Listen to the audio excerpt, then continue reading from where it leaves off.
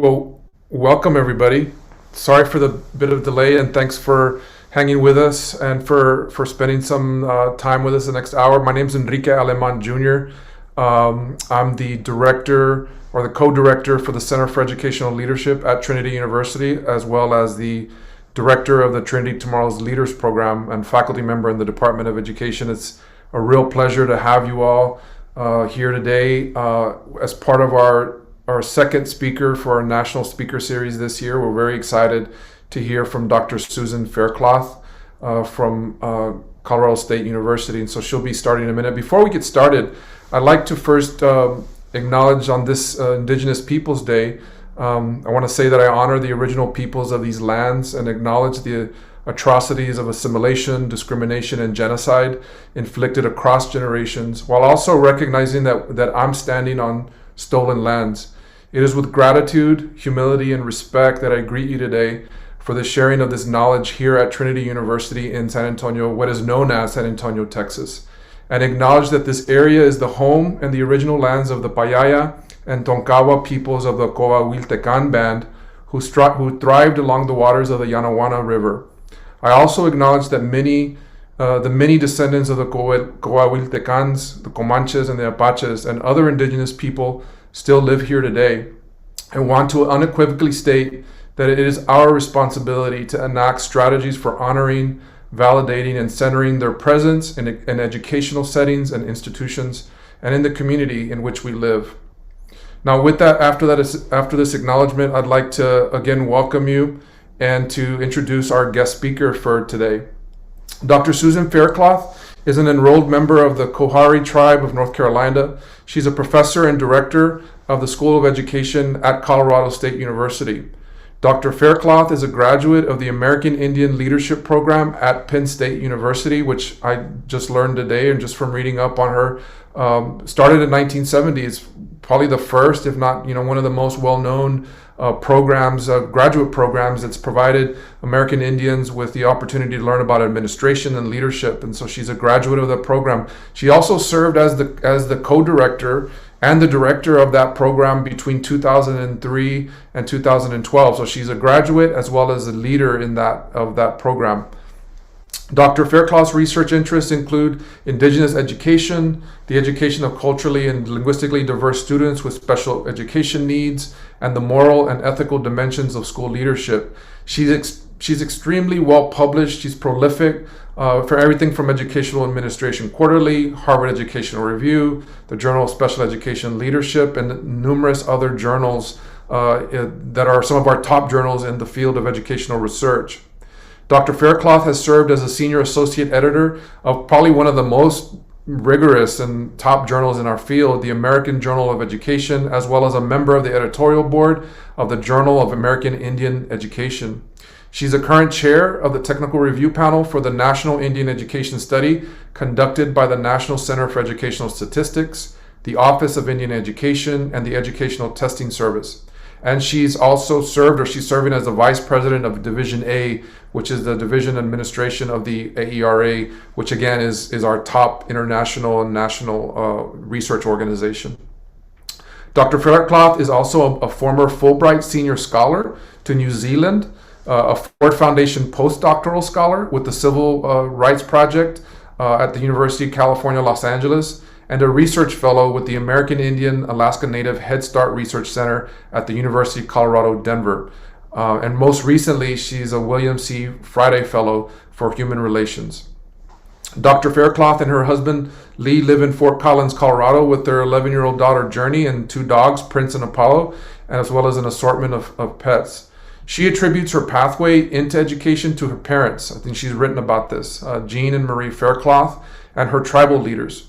According to Dr. Faircloth, she says, "They knew I was destined to be an educator long before I did." As one of the few American Indian scholars in the field of educational leadership, a first-generation college student, the daughter of parents who graduated from the first American Indian elementary and secondary school in their community, and a Southerner who experienced the deep and lasting effects of racism, Dr. Faircloth engages in scholarship, teaching, and service aimed at improving the educational conditions and subsequent life outcomes for those who have been historically marginalized and disenfranchised by the educational system. She knows firsthand what it means to be both denied and granted educational access, and feels that an ethical and moral imperative to use the lessons learned from these experiences to ensure future generations of Indigenous children and youth have the opportunities and experiences they deserve, and that are critical to the future health, well-being, sustainment, and thrivance, as she calls it, of Indigenous tribes, citizens, and communities. So it's with this introduction that I'm extremely honored and privileged to introduce to you Dr. Susan Faircloth, who will be speaking to us today. Thank you, Dr. Aleman. Next time I'll be reminded to submit a much shorter bio. It's, as an Indigenous person, it's interesting. One of the first things that I was taught as a faculty member at Penn State, I remember one of my department heads saying, Dr. Faircloth, you need to do a better job of telling us about all the things that you're doing and selling yourself to us. And I said to her, but that's not my cultural way. In my community, when you do that, you're told that you're being boastful or you're being proud, and that the way in which my community demonstrates to me that I'm doing good work is they know it. They see the evidence of that work, and it's not about me touting all of the things that I do. And so it's a bit humbling to hear your bio or to see your CV, because I think that you and I, Dr. Aleman, I was listening to an interview that you did about your mother's schooling experience just a few days ago. And I thought about my parents' schooling experience as Native students in rural North Carolina. And I thought about what motivates us to do this work. And at the risk for speaking for you, I think that, what motivates many like us is not necessarily the academy. We're motivated by wanting to see education be different, right, for the next generation of students. We're motivated by wanting to honor the sacrifices that our community members and our elders have made so that we have the luxury of being able to be in the ivory tower and to be able to do the work that we're most passionate about. And I think it's important to say that, right, that you can have a CV that's 50 pages long, but that's not necessarily a good measure of the impact of the work that you do if that work is not being done in community, and if it's not being done with the best interest of those communities at heart and at the front of our minds. But thank you for that introduction. So the title of my talk today is What's Justice Got to Do with It? The Legal and Ethical Imperatives of American Indian Education. But I'll have to say that that's the plan that I have, but that plan may change. And being a Southerner coming from the Southern Baptist and holiness tradition, one of the things that I've been taught is oftentimes we end up going where the Spirit leads us.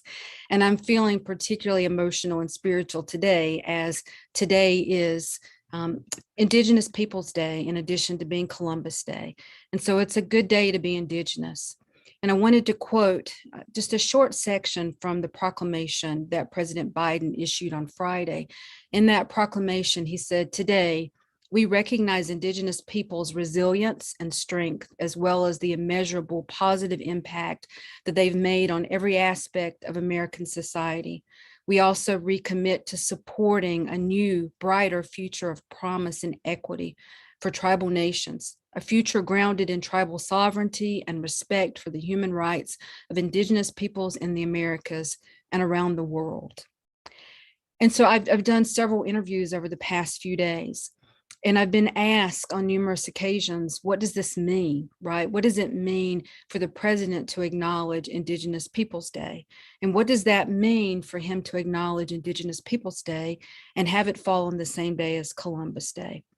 And so it's a very, as a colleague of mine says, it's very complicated and multi-layered. And you might think, what does that have to do with the talk about justice or about the legal or moral and ethical implications of education for Indigenous peoples? I think it has everything to do with that. I think the president specifically calling out the sovereign status of American Indian tribes and tribal nations, recognizing that there are more than 570 federally recognized tribes that are sovereign nations located within the sovereign nation of the United States. And that's not even to mention the nearly 100 state recognized tribes tribes that are recognized by their state governments, but not yet fully recognized by the federal government. And I have both the privilege and honor of being the member of the Coharie tribe, which is a state recognized tribe, but it is also something that brings me great pain, recognizing that my people have been petitioning and fighting to be recognized by the federal government. For my entire life, they've been fighting for that recognition, recognizing that American Indians were the last group to be granted the right to vote in a nation and in a land that was ours first, recognizing that Native people didn't earn the right or were not granted the right to vote until women, after women were granted that right. And so it's a great day to be Indigenous every day, but it's a particularly good and great day when the president, for the first time in the history of this nation, acknowledges us and acknowledges the importance of our contributions to this nation, along with the sacrifices that we have made, the mass loss of life, of liberty, of culture, of land, and of language. And I'll talk about that later, all of those losses, and some might call them thefts.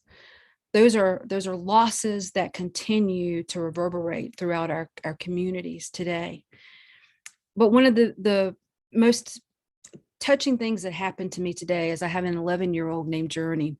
I say I, but my husband and I parent her together. And she texted me this morning. I'm in Portland for a conference, and she texted me and she said, "Mom, my social studies teacher during our daily questioning period announced that it's Indigenous Peoples Day and that we are the first group of children to get to celebrate Indigenous Peoples Day." And I just had to pause for a minute and think about what that means for my daughter as a Native student in a very white school, and what that means for all of the other children and youth across this nation, both Indigenous and non-Indigenous, the implications of that. And so I would just encourage each of us to take a moment to acknowledge the more than 600 different state and federally recognized tribes across the nation, the diversity of languages and cultures. But I would also encourage us not to let it stop with today, because we were here before the founding of this nation. We are here now, and we are a strong and a resilient group of peoples who are oftentimes excluded from the telling of this nation's history. And then I also want to acknowledge both the Indigenous peoples on whose lands I get to work and to live every day, and that would be the Ute Mountain, the Cheyenne, and the Arapaho peoples. And I'd also like to acknowledge the Indigenous peoples of the land of what is now known as Portland, Oregon. And for the sake of, for the risk of missing one of those tribes, I won't try to name them all. But I think it is critically important to acknowledge and to honor the land on which we sit, the land on which we work. I share that story in part because I have the great honor of doing the work that I am most passionate about at Colorado State University, which is a land grant institution. But it is also the traditional homelands of my daughter's people. So my daughter Journey is adopted, and she's Cheyenne and Arapaho. And each day that I am able to go to campus, I am reminded that the work that I do and that I am most passionate about, I would not be able to do if it were not for the forceful removal of my daughter's people, which led to mass loss of life and language and land and liberty and culture. And so for me, going back to what I said at the beginning of the introduction, this work is beyond the academy. This work is about righting wrongs that persist for my people, for my daughter's people, for my parents, and for other Indigenous peoples across this nation. I am a professor, and I am all of those things that Dr. Aleman mentioned because of these people. I am a professor. I am a college graduate. I am a mother. I am an auntie. I am a family member. I am a scholar because of my husband, Lee, because of my parents, Jean and Marie. And I think they're on the call today. And so, Mother, please don't ask me any questions because I don't know that I'll be able to answer them. My mother is also one of the few people who ever wanted to read my dissertation. And so she keeps me in check. But I'm also, there's some missing members of this picture. My sister Lori is in the dark yellow dress, and she has a little one, Night, who's a year old. Her daughter, Kanani, is in this photo, and our daughter, Journey. And then you see the picture of me with Journey. Before we adopted Journey 11 years ago, I wrote a lot about the beautiful little ones, because my niece Kanani, her name in Hawaiian means beautiful little one. And so I used to write about the beautiful little ones. And then I had the honor of adopting our daughter Journey. And so when I write now, I write not only from the perspective of my beautiful little one, but from the perspective of all of our beautiful little ones. And then I'm here also because of this photo that's on the bottom of the slide. This is a photo with the original sign at the Pennsylvania State University that marks the place where the American Indian Leadership Program started back in the early 1970s. And you'll see my mentor, Dr. John Tipiconic, is in the back of this photo. There's also another mentor, Dr. Anna Gajar. It was because of them that I first went to Penn State in the mid-1990s with 2 weeks' notice to earn my master's degree in American Indian Special Ed. It's because of them that I went back and earned my doctoral degree in the American Indian Leadership Program. And it's because of them that I went back a third time to Penn State as a faculty member. It's because of them that I have the courage to be able to do the work that I do. And it's because of them that I try to stay on the right path. It's also because of this group of people. And I won't name all of them, but this photo is a group of some of the first graduates of the American Indian Leadership Program at Penn State. There's Dr. Linda Warner, who was a former president of Haskell Indian Nations University in Lawrence, Kansas, and Jerry Gipp, who was a former director of the American Indian Higher Education Association, and Leo Nolan, and others. These are some of the first leaders who came out of the American Indian Leadership Program in the 1970s. They left their tribal communities to go to very white, rural, central Pennsylvania, where they could focus on studying and understanding Indian education and doing it within close proximity to Washington, D.C., because that was the site of where much of Indian policy was being made, right? But they made great sacrifices to be able to live and to work in that place. And because of them, I had the opportunity to come back to Penn State as first the co-director and then the director of the American Indian Leadership Program. And I co-directed that program along with my mentor, Dr. John Tipiconic. And this is a group of our graduates from that program. Some of them have earned their doctoral degrees, some of them earned their master's degrees. And they're making change, important change across Indian country, both in the lower 48 and in Alaska. Then I do this work, and there's 2 more slides I'll share with you. I do this work because of Journey, my journey, our journey. I do this work because I never want her to have to question who she is as a Native American, as an American Indian. I never want her to have to make a choice between being academically rigorous and excelling and being Indigenous, because that was a choice that many of my relatives were forced to make. And I can give you a prime example of that. You know, as Dr. Aleman read in my bio, my parents graduated from the first American Indian school in their community. And that school was established, East Carolina Indian School was established in the early 1940s. It was established because until that point in time, if you were American Indian living in that rural part of North Carolina and you wanted to go to school past the grade of 8, you either had to pass as another racial or ethnic group so that you could go to a school for whites or a school for African Americans, or you had to board out and live with the family in another community that had a secondary school, or you didn't get secondary education. And so our tribe lobbied and worked with the local school board and with the state. They put in their blood, sweat, tears, and monies to build a school. And my parents were among some of the first graduates of that school. That school was later taken over. The school was closed during the integration in the mid-60s and then was taken over by our local community college. And over the last 8 or 9 years, I've conducted oral histories with graduates and the remaining teachers from that school. And when they talk about that school, they refer to it as this was our school. This was our place. It was the site of our community. It was a place of coming together, of healing, of family, right? And when that school was closed, our community was fractured and people really grappled with how will we stay together? How will we know who we are? How will our community survive? Our tribe was eventually able to get that school back, to purchase it back, and it is now our tribal headquarters.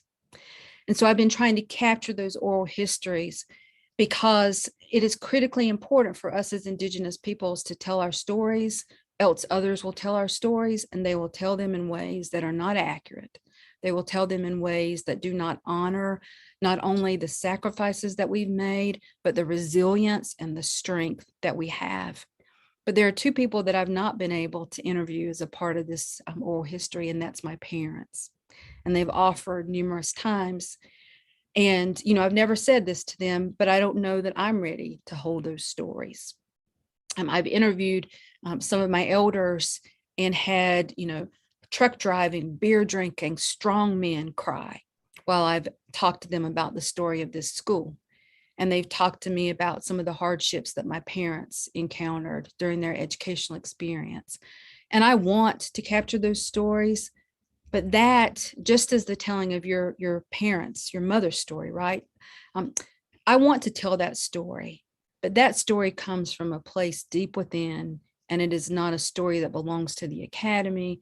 It is a story that belongs to our people and to our community and our culture.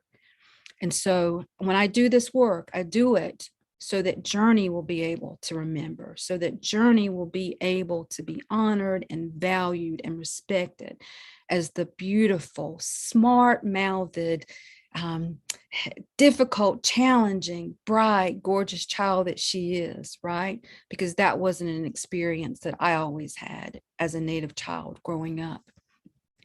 And not just me, but others. And then finally, I do this work, and I say I, and that's not to say that I do this work individually or that I am the one that's doing great work. I think it's more accurate to say I am called to do this work because of all of those images that I just shared with you. But I am also called to do this work because of this photo, which is a photo on the grounds of Carlisle Indian Industrial School in Carlisle, Pennsylvania. Carlisle was one of the first national boarding schools for American Indian and Alaska Native students, and it was founded by an Army officer, William Henry Pratt. Pratt started the school in the 1880s. It went into the early 1900s. It is now the site of an Army War College. But when Pratt started this school, he started it with the motto, kill the Indian to save the man. Let me say that again, kill the Indian to save the man. That was the federal Indian education policy for American Indian and Alaska Native students. That was in the late 1800s, going into the early 1900s. And because of that policy, not only this group of students who sat on the grounds of Carlisle, not only did they experience the impact of that policy, but generations after them experienced and continue to experience the impact of that policy. What that meant was that they were forced to cut their hair, to give up their native names, to speak English, not to practice their spiritual or cultural beliefs. They were farmed out during the summers to white families in the local community to clean their houses, to work in their stores. Many of these children died and never returned home. And now there's a process of repatriation to return their remains to their families and communities. One of the interesting things, and I would encourage all of you, if you ever have a chance to go to Carlisle, is that when you go there and you enter the grounds of the Army War College, you'll see a graveyard, and there's over 100 graves in that graveyard. Those graves have been relocated and removed and placed in different places across that campus over the years. But before the events of 9/11, the entry to the Army War College was on a different part of the campus. Because of security reasons, it was relocated after 9/11 to be directly across from where that graveyard is. If you want to ask about a coming full circle moment, right? A reckoning of having to face the history and the impact of taking those children from their families, think about that image of having to go through the gates of Carlisle and looking on the graves of those little children and some older children and teachers who never got to return home to their families. That is a loss and a theft and a damage that can never be completely undone. So I do this work to help in some small part rewrite that devastating history. So let us never forget that the federal government has used American Indian education policy to estrange children from their parents, from people, from their culture, from their language, in an effort to force assimilation and conversion to Christianity. Let us never forget that. Let us never forget that the Holocaust, and it is a Holocaust, if you want to talk about the mass killing, murder, displacement of Indigenous peoples, there is no nice, kind, polite, pretty way to describe it. It was a Holocaust. And the effects of that continue to affect Indigenous peoples' perceptions of our daily life. It impinges on our psychological and physical health. And for many, not all, but for many Native people, there's not been a safe place to begin again, to be able to move forward from those threats to our ways of life and our culture, to be able to redress and move forward from those impacts that are not truly historical in the sense that they are now in the past, but rather they're historical in the sense that they began a long time ago and they've continued and they've been persistent and progressive, and they've resulted in the loss of land, language, life, liberty, and culture. And unfortunately, these losses are not over. They continue today. So when we think about how do we go about trying to rewrite, redress, and I use rewrite with the R-I-G-H-T, but you could also use rewrite with the W-R-I-T-E. How do we go about rewriting, redressing these terrible atrocities that have been yielded on our people? One way that we can do that is by honoring the federal trust responsibility for Indigenous peoples. It is a federal obligation that is not only a legal obligation, but it's a moral and an ethical imperative. It's based in the fact that for centuries, Native Americans have ceded or were displaced from culturally and historically vital territories under the understanding and the agreement that the federal government would, in perpetuity, forever, assume trust responsibility for them. And that responsibility includes the provision of health, education, and welfare. That responsibility is also rooted and grounded in the concept, both practical and theoretical concept of tribal sovereignty, which is a concept that describes the right of federally recognized. And I say federally recognized because, again, remembering I am a member of one of those tribes that is recognized by my state, but is not recognized by the federal government. But tribal sovereignty describes the right of federally recognized tribes to govern themselves and the existence of a government-to-government relationship with the United States, just like the United States has a government-to-government relationship with Canada, with Mexico, with Germany, with countries across the world. Thus, a tribe is not simply a ward of the government, but it is an independent nation with the right to form its own government, to adjudicate legal cases, to levy taxes, to establish tribal membership, and to decide its own future.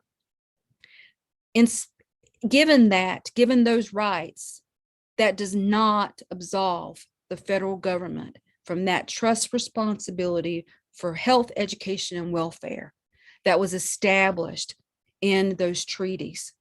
And I say established in those treaties in spite of the fact that the federal government then on numerous occasions went back and abrogated or violated and failed to honor those treaties.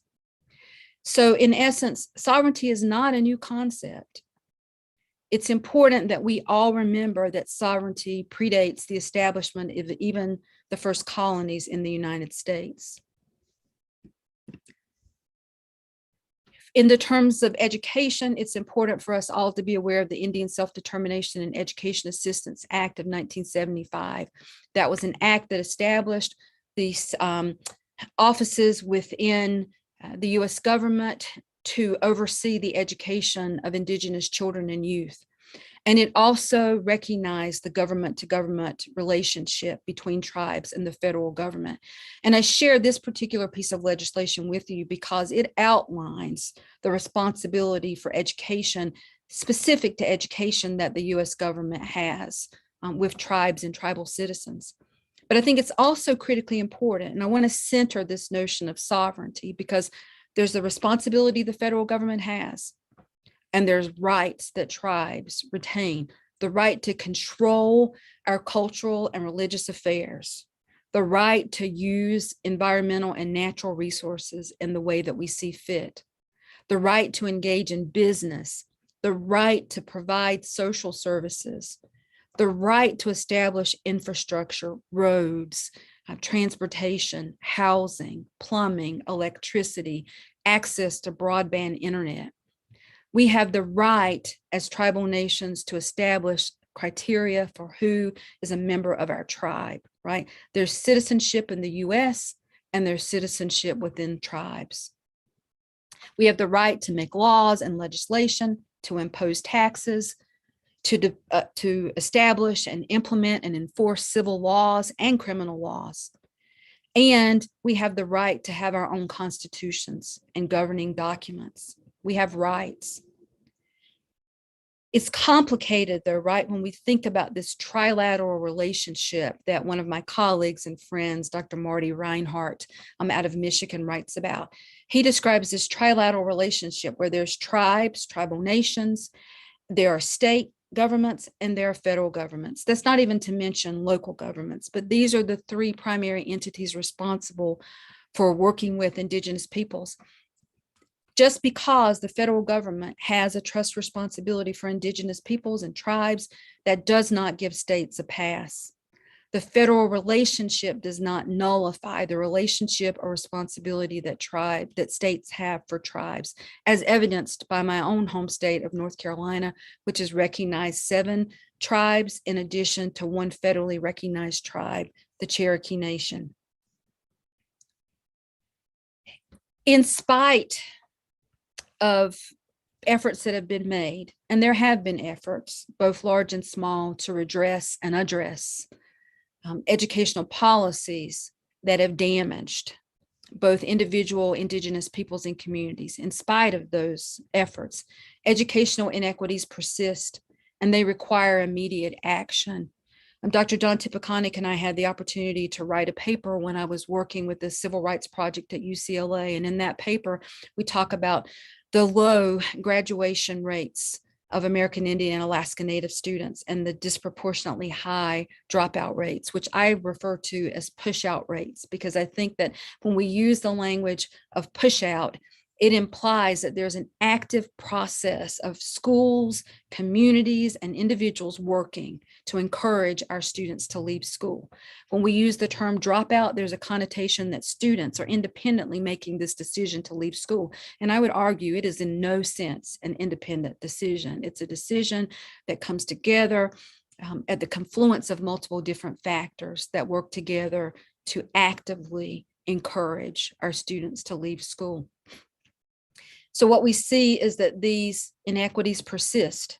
And in the article that Dr. Tipikonik and I wrote, what we argue that is if we do not address, if we do not redress, if we do not rewrite these atrocious situations within Indian education, that it is a moral and ethical failure of the federal government, and it is an absolute violation of the trust responsibility of the government for American Indians and Alaska Natives. But I would also argue, given that we're talking in an educational context tonight, that it is an absolute moral and ethical and administrative failure if we, as those who prepare future school leaders and educators, if we, those who are in classrooms and schools, allow Indigenous students to summarily leave school, if we do not pay attention to the true histories and contributions of Indigenous peoples, if we don't see a place and create a place for the coexistence of our languages and cultures along with high academic press, then we, as educators and preparers of educators, have engaged in morally and ethically corrupt behavior. But despite some successes, we continue to see Native educational statistics remain. The National Indian Education described them as being dreadful, reflecting not just dire economic circumstances, but also the ongoing harmful effects of past federal policies. And I won't read all of that, but it just goes on and on to describe what's happening. And so I asked the question, how do we being not just Indigenous peoples, but we as educators, we as academics, as politicians, how do we affect change? And I would argue that change necessitates a collaborative, purposeful, community-based effort to reverse the trends, to redress past and present injustices, and to ensure that Indigenous peoples and communities not only survive, but thrive. And I know that I've misconjugated the word thrivance when I refer to thrive, but a word has to start somewhere, right? And so I believe that we have to move beyond survivance to thrivance, where our communities are able to engage in cultural practices and to exercise their resilience and their sovereignty. The responsibility for this change rests at multiple levels, including the individual level, each of us, Indigenous and non-Indigenous, tribal governments, federal governments, state and local governments, and other actors. And as leaders who, if we claim to be leaders who are working for a more just and equitable education for Indigenous children and youth, then we must act in a fearless manner. And when I say fearless, I don't mean reckless, but I mean we have to act in a way that doesn't just maintain or promote the status quo. We have to be knowledgeable and respectful of both the Indigenous and the Western ways of knowing, doing, and thinking. For example, as an academic, I know how to write in Educational Administration Quarterly. I know how to write in an AERA journal, but I also know what it means to take the academic hat off and talk with the people and to translate the work into ways in which they can understand it. And if our work as academics doesn't transcend those academic boundaries, then I think our work is relatively meaningless beyond the academy. As leaders working for more just and equitable education, we have to be tireless. And I'll tell you, this work is tiring, right? So I don't mean that we never get tired. I mean, we do the work, we get up and we do it again. We have to be visionary, not just promoting a vision that others have for us, but a vision that is in consort with what local tribal communities and nations and individuals want and see right and best for their children and youth. We as leaders have to be able and willing to push back against the status quo and never lose sight of the reason that we do this work. We do this work not only for those individuals who I've shared photos of and I've named, but we do it for tribes. We do it for Indians, for bands, for villages, for natives, for rancherias, for communities. We don't do it from the perspective of being a savior that's going to go in and save these communities. I believe that we have all of the knowledge and skills within our communities, all of the knowledge and skills and the ability to rewrite and to redress the dire situations that we have experienced in Indian Ed. But what we have to do is to work in consort with those who are both within and beyond our Indigenous communities to tap into and to leverage those knowledge and skills. And then I'll end. I always have to have my husband somewhere in the midst of a presentation, so this is his back. But I'll end with this powerful quote from Martin Luther King, that injustice anywhere is a threat to justice everywhere. And so let us remember, not only on Indigenous Peoples Day, but every day of the year, Indigenous peoples were here long before the arrival of Columbus. We were here long before the establishment of the colonies or the establishment of the US government. And we will persist, as evidenced by the fact that after more than 500 years of sustained efforts at acculturation, assimilation, and ultimately death, we are still here. And we are growing, and we are strong and resilient and beautiful Native peoples. Thank you. Whoa. Well, thank you so much, Dr. Faircloth. You know, I know your mom and dad are on the call, and I don't know if Journey is too, but I'm sure they're very proud. I don't need to say that, but it's always great when you can bring in your experiences that way, and got choked up there. I really appreciate the fact that you were able to share that and share the personal aspect of it, because it is much more than just the academic. And you're right, we do get stuck in this issue of like looking at the CV and making sure that we're able to hit all the highlights. And obviously you have a very accomplished background. You've been at the top in terms of academic journals, where you were trained. You're a trained researcher.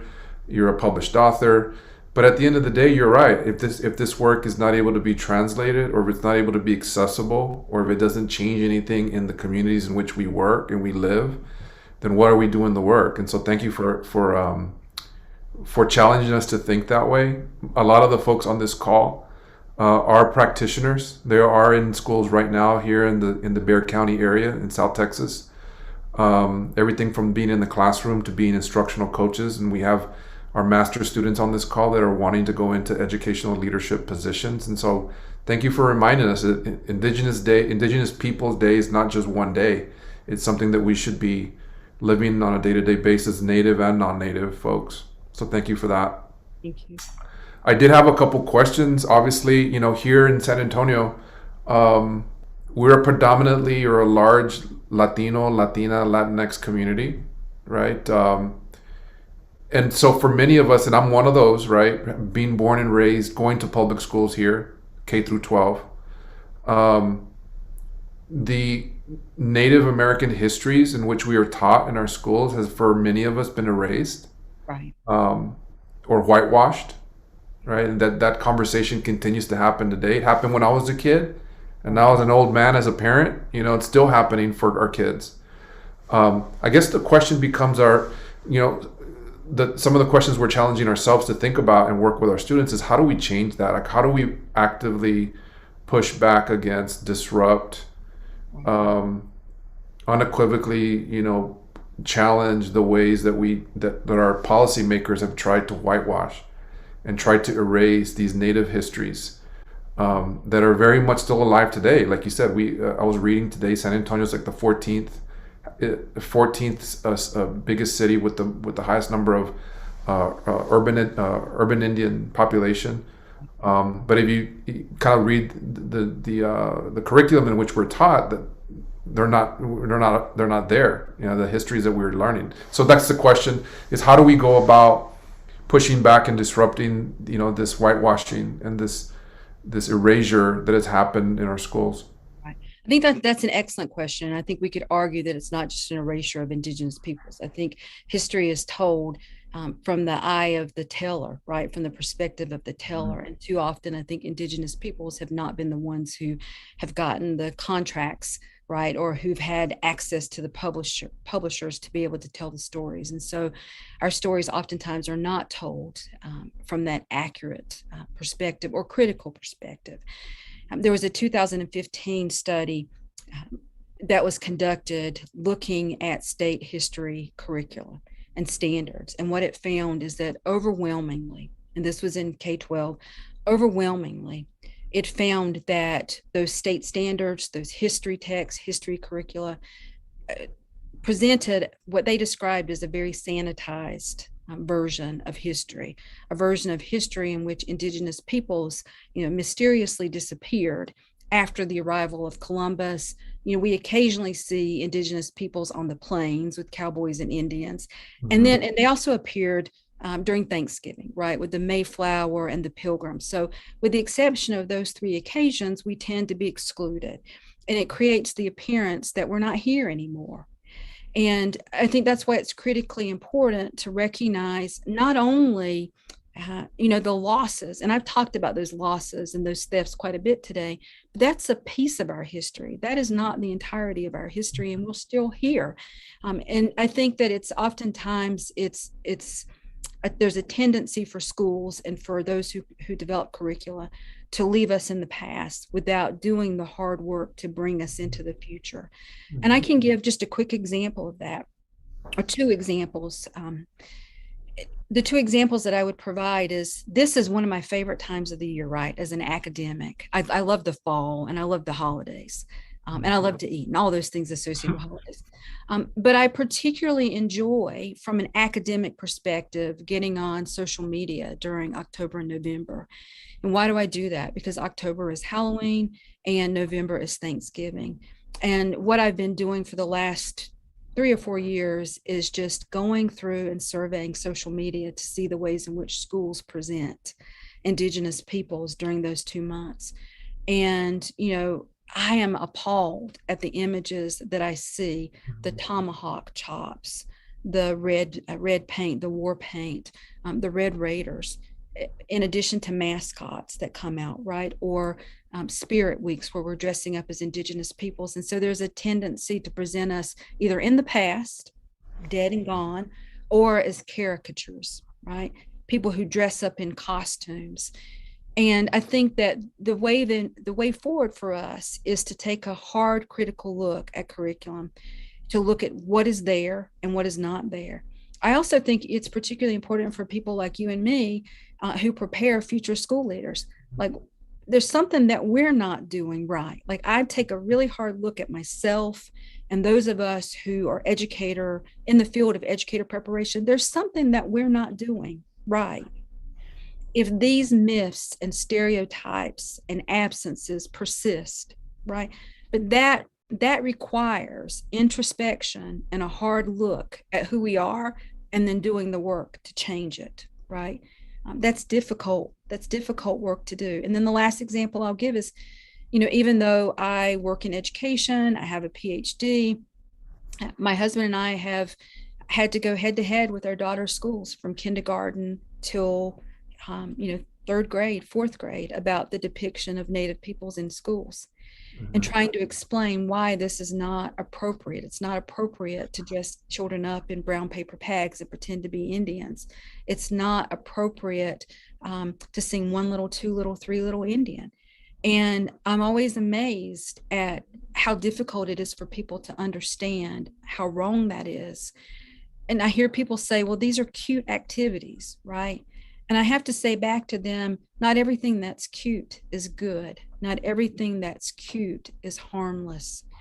And if this is all that our children ever hear about Indigenous peoples, their understandings and awareness of us will never evolve. And I promise to make my next answer shorter, but I think it's hard work. It's complicated, right?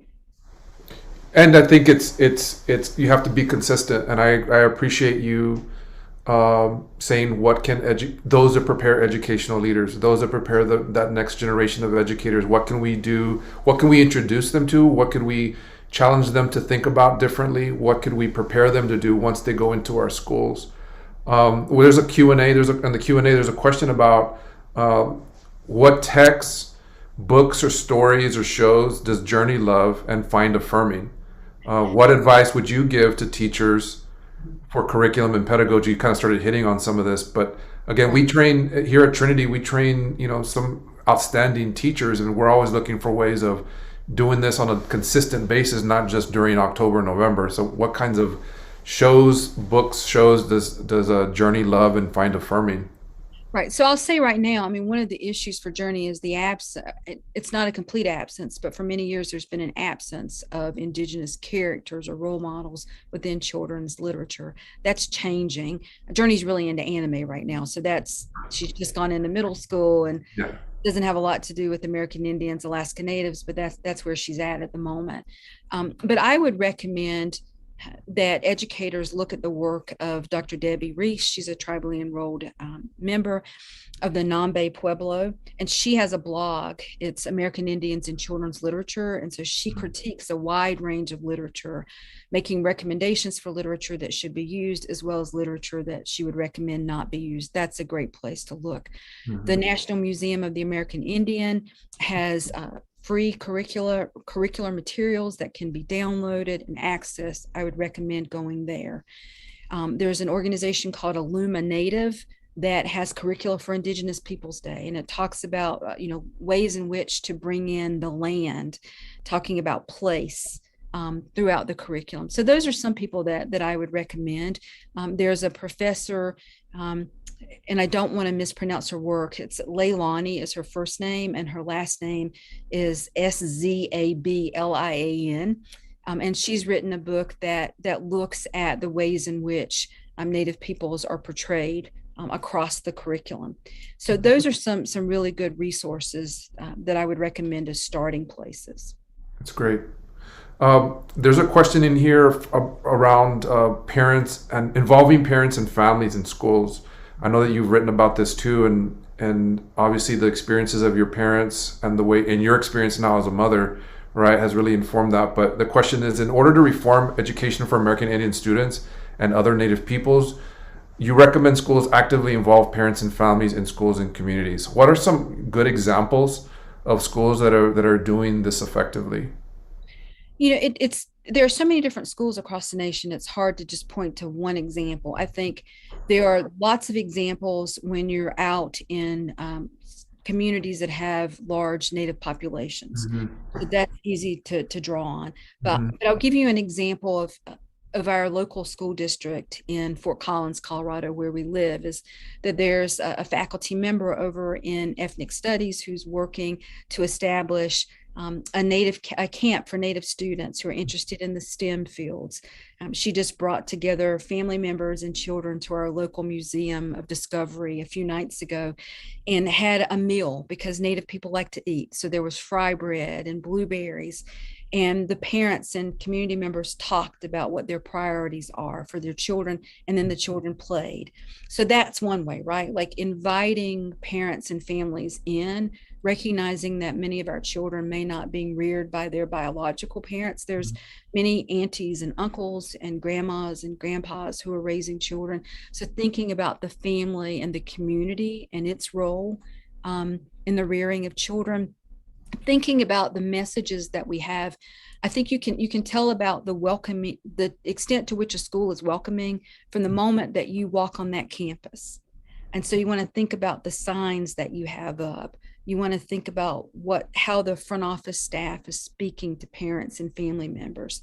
You want to think about images. So those are some fairly easy things to do, making sure that there's books in the library that represent Indigenous languages and cultures. But I think the first step is recognizing that, as I said earlier, our communities, our tribes, our members have always educated our children. We know how to do that. Ask us, talk with us, and draw on that wealth of cultural knowledge that we have to form a partnership. Thank you. Well, I have one more question. It's for me. It's I was really touched by your talking about your experience with getting oral histories from your tribe's school, and you're right. In doing oral histories with folks that went to school with my mother, never having the opportunity to talk to her about her story, I could tell for many of them it was the right time of their life. I think it was a process for them. Not everybody's willing to talk about those traumatic events until they're ready to do it. And for many of them, it felt like when I did sit and talk to them, it became much more of a space for healing, sharing their experiences as a place for healing, and somebody finally validating that they had gone through it. that validation and that listening and that healing process. So I'm just curious of what your plans are with that project, because it seems to be that's kind of where the line is, right? It's not research. You're part of that. Your family's part of that. So it becomes, they didn't train us how to do that in grad school. I mean, they didn't train you how to do that kind of research. Right. Makes it more difficult. What's the plan for it? I think the plan is, like all good scholars, I need to wrap it up, right? I mean, because it's one of those things that, you get really excited about, you do, and then you get distracted, or a lot of different things happen. Or in my case, as I've said, I've not been in that place where I'm ready to interview my parents. I think what I have done is to create some small snippets and then share that back to our tribe during our powwows, during our ceremonies and celebrations. I show some of the images of the school or infuse that into some of my presentations, but I'd ultimately would like to write a book on it. Being able to translate, like a book that not just academics can access, but being able to share that knowledge. Because, one of the things that really motivated me to begin that piece of scholarship, and it was supposed to be just a short summer project, and now 8 or 9 years later, was recognizing that many of our tribal members were passing away, and that we weren't able to capture those stories. And I have always loved stories, and my parents would take me back to that school and say, this is where I went to. Your story resonated with me because you talked about your mom being in high first and low first. They had high first and low first at my parents' school. Okay. Wow. And hearing them talk about that, or here's where we warmed ourselves by the coal stove, or here's where we went to prom. And so my heart really went out to what's going to happen when those elders are gone. That's an important part of our history that we want to be captured. And I'll end by saying one of the people that I interviewed was a former teacher in her 90s who has Alzheimer's. And I was able to interview her on a day that she remembered being at that school. Wow. Like there's no kind of award, there's no publication that can ever capture the impact of that, of hearing her remember, right, for that small moment. And the cousin of mine who cried and said, nobody has ever asked me about my story. Nobody's ever cared enough to ask. That's an impact that can't be measured, right? And again, it's not all about me, right? Like they thanked me for capturing those stories, but I thank them for being vulnerable enough to share their stories, and for ensuring that generations after them will know that education has always been important to us. It may not look like it does in a Western way, but it has always been at the core of who we are. There's so many parallels to what I'm thinking about. I'm gonna have to catch up with you later just to talk through this. Just very powerful, and you've inspired, I know, a lot of us to think about these issues and to figure out ways to live Indigenous Peoples Day every day, and to honor those histories and those knowledges as you very eloquently talked about. And so I just want to thank you. I know you've been very busy. I know you're traveling, and I just thank you for fitting us into your schedule and for sharing your knowledge with us. And it's been a real pleasure to hear your story and to hopefully, be inspired by those words. Thank you. I really appreciate this opportunity to talk with you. So have a good night. Thank you. That concludes our talk for tonight. Be on the lookout for our last speaker for November. It's Dr. Fernando Valle. He'll be joining us in November. We'll get the word out on that. And again, thank you for attending, and everybody have a good evening. Bye-bye.